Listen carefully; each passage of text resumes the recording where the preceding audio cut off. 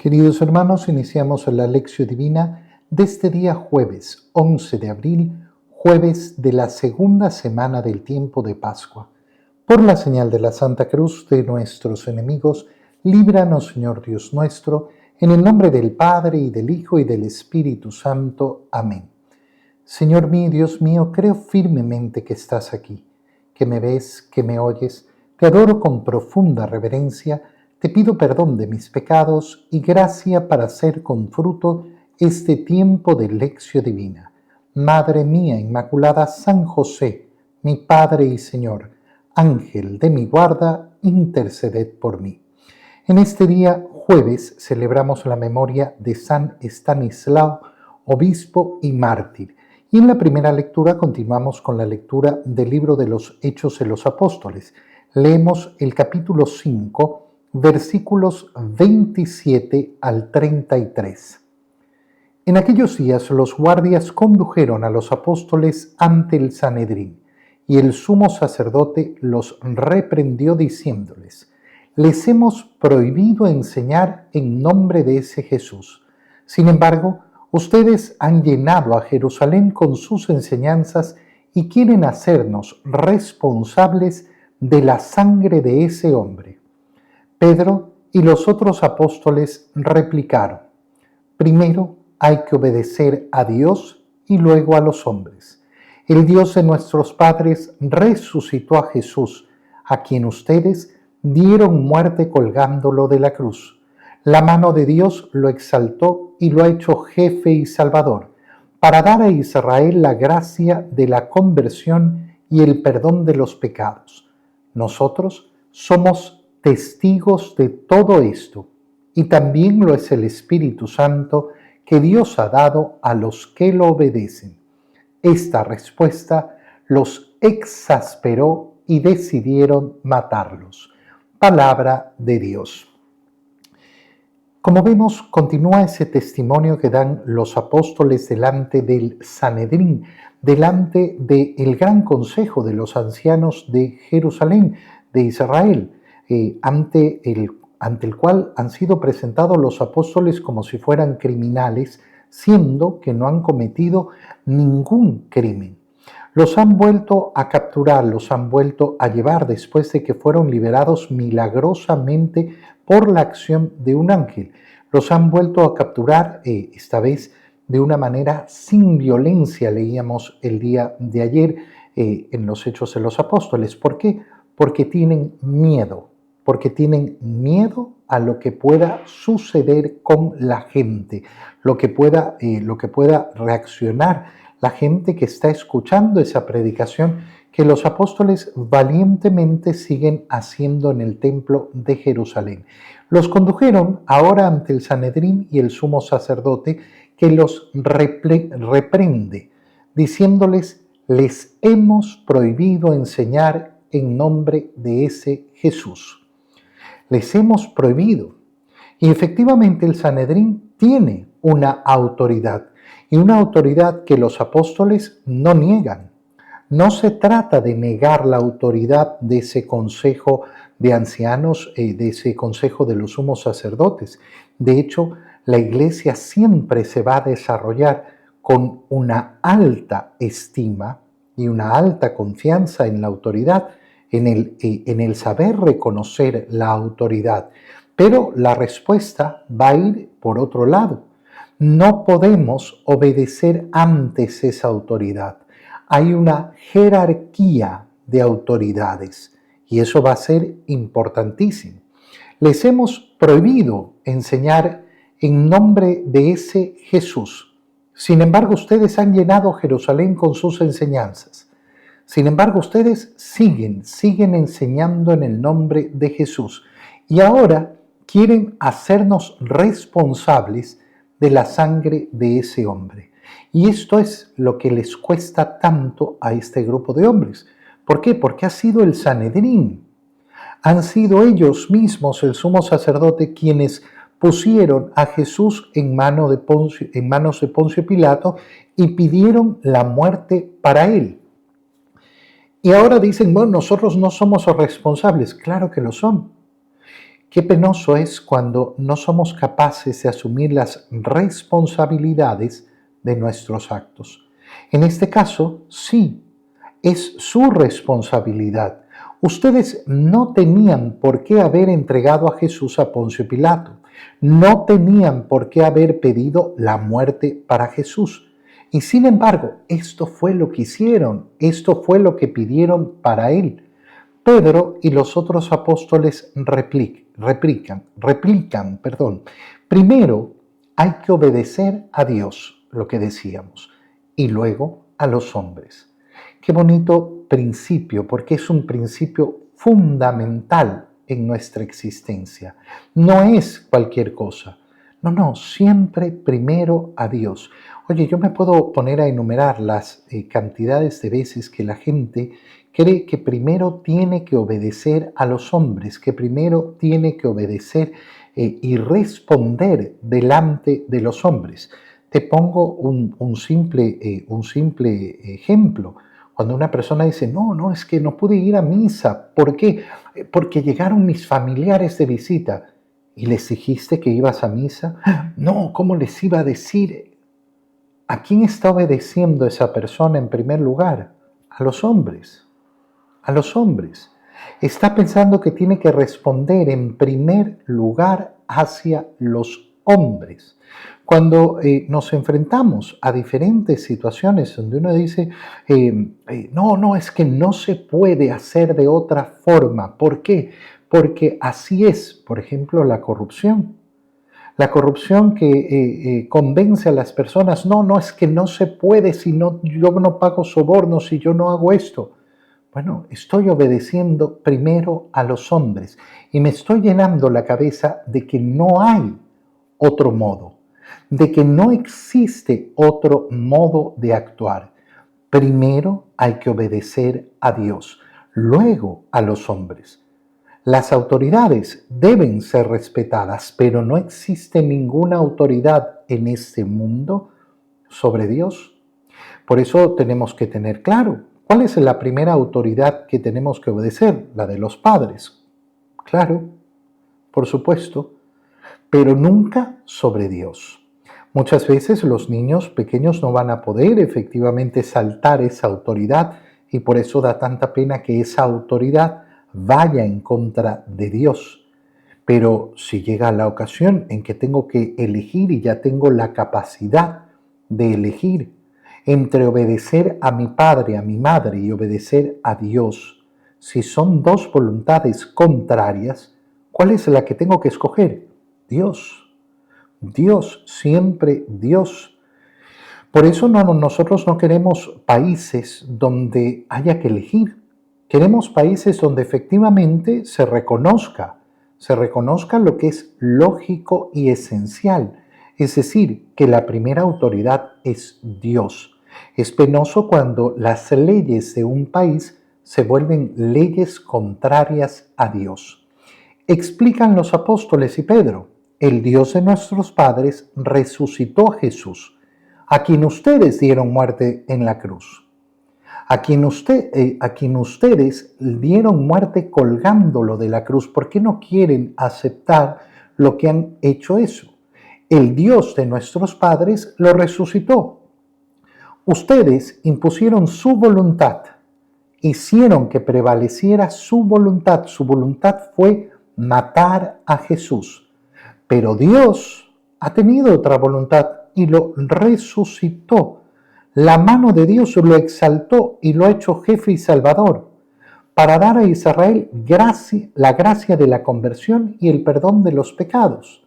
Es decir, si ustedes se hacen responsables, que eso es lo que le está diciendo Pedro y los demás apóstoles a este grupo de hombres, al sumo sacerdote y al Sanedrín, si ustedes aceptan su responsabilidad, tienen a su mano la gracia de la conversión y el perdón de los pecados. Pero ¿qué va a ser lo básico? Reconocer tu responsabilidad. Nosotros somos testigos de esto. Y también lo es el Espíritu Santo que Dios le ha dado a quienes lo obedecen. Nosotros somos testigos porque hemos visto a Jesús resucitado. Oye, Qué importante es darse cuenta que ese es el testimonio por el cual creemos. El motivo de nuestra fe, la llamamos fe apostólica. ¿Por qué? Porque le creemos a los apóstoles. Creemos en el testimonio que los apóstoles han decidido dar. En el Evangelio leemos el Evangelio de San Juan, capítulo 3, versículos 31 al 36. El que viene de lo alto está por encima de todos, pero el que viene de la tierra pertenece a la tierra y habla de las cosas de la tierra. El que viene del cielo está por encima de todos, da testimonio de lo que ha visto y oído, pero nadie acepta su testimonio. El que acepta su testimonio certifica que Dios es veraz. Aquel a quien Dios envió habla las palabras de Dios porque Dios le ha concedido sin medida su Espíritu. El Padre ama a su Hijo y todo lo ha puesto en sus manos. El que cree en el Hijo tiene vida eterna, pero el que es rebelde al Hijo no verá la vida, porque la cólera divina perdura en contra de él. Palabra del Señor. Recordemos que estamos leyendo el capítulo 3 del Evangelio de San Juan, capítulo dedicado a la doctrina del bautizo, que inicia cuando este magistrado judío que pertenece al Sanedrín, fariseo, no saduceo, sino fariseo, llamado Nicodemo, se presenta una noche a visitar a Jesús. Y empieza este diálogo que estamos leyendo cuando Nicodemo le dice a Jesús: Maestro, verdaderamente sabemos que vienes de parte de Dios, porque nadie tiene las palabras que tú tienes, nadie tiene los milagros que tú tienes. E inmediatamente Jesús le dice: Nicodemo, el que no renace de lo alto no podrá entrar en el reino de los cielos. Entonces empieza un discurso donde le va a explicar qué significa esto, ese renacer de lo alto para entrar en el reino de los cielos, que consiste en la vida eterna. En esta parte que estamos leyendo, Jesús continúa hablándole a Nicodemo y le dice: el que viene de lo alto está por encima de todos, pero el que viene de la tierra pertenece a la tierra y habla de las cosas de la tierra. Nosotros nos enfrentamos aquí entonces a dos realidades: las realidades que vienen de lo alto y las realidades de la tierra. ¿Y por qué el Señor parece que desprecia las realidades de la tierra? No se trata de un desprecio, sino que se trata de saber esa doble dimensión en la cual tenemos que mover nuestra vida. Es verdad, por un lado, que vivimos en este mundo y que por tanto tenemos que tener las preocupaciones de este mundo. Nos tienen que preocupar las cosas de este mundo, sí, por supuesto, vivimos en él. Y por eso tenemos que tener una preocupación por las cosas políticas, por las cosas económicas, tenemos que tener una preocupación por las cosas sociales, tenemos que tener una preocupación por la familia, tenemos que tener una preocupación por los amigos, tenemos que tener una preocupación de la vida misma. Claro, vivimos en este mundo. Pero ¿qué es lo que sucede? Que aquel que no logra llevar su vida al contexto de la vida sobrenatural, elevar nuestro corazón a las realidades últimas, a las realidades más profundas, entonces se queda atrapado en este mundo. Y por eso el Señor dice: el que viene de la tierra pertenece a la tierra y habla de las cosas de la tierra. Por eso es tan importante darnos cuenta de si en nuestro vocabulario, si en nuestro lenguaje, si en nuestros temas de conversación solo abundan las cosas del mundo o también están presentes esas cosas elevadas que son al final del día las únicas que van a permanecer. El Señor no está despreciando las cosas del mundo ni las preocupaciones del mundo, pero al final las preocupaciones del mundo se van a acabar. ¿Qué es lo que sucede cuando una persona no tiene miras hacia lo alto? no tiene miras hacia las realidades sobrenaturales, no tiene miras hacia la vida espiritual, que eso es lo que sucede cuando una persona no alcanza a ver esto. Dos cosas. La primera, que es terrible, terrorífica, es la superficialidad. Y vivimos en un mundo profundamente superficial. Qué pena es tener un corazón, una mente superficial. Es una verdadera lástima dedicar nuestra vida a las superficialidades. ¿Qué significa? Porque yo a veces le digo a muchas personas, oye, me parece que tienes un corazón superficial y no lo estás viendo. Y me dicen, ¿qué es eso? Que te preocupas de puras tonterías. Que te preocupas, sí, no, es que la vida social, la vida de la diversión, sí, muy bien. Todo tiene su lugar, todos tiene su puesto. Pero resulta que tu vida es solo eso. Solo el reunirse, solo el juntarse, solo el hablar de las cosas del mundo. Bueno, si yo solo hablo de las cosas del mundo, posiblemente siempre me quede en una superficialidad, porque no he logrado una visión de altura. En segundo lugar, creer que vamos a solucionar los problemas del mundo en nuestra vida. Y esto es lo que le pasa a muchas personas que viven después en un combate permanente. Tú cuando ves a personas que se dedican a una cierta causa y dices, ay no, pero es una causa bella y hermosa. Sí, una causa bella y hermosa. Pero resulta que lo que tiene como finalidad es pretender que van a transformar el mundo, que van a cambiarlo y sobre todo con una ideología política, con una ideología económica y entonces por este camino vamos a lograr la transformación total de este país o del universo entero. Y viven en guerra porque nunca lo van a lograr. Porque han decidido dedicar su vida a una causa que siempre va a ser temporal, que se va a terminar y que no la van a realizar.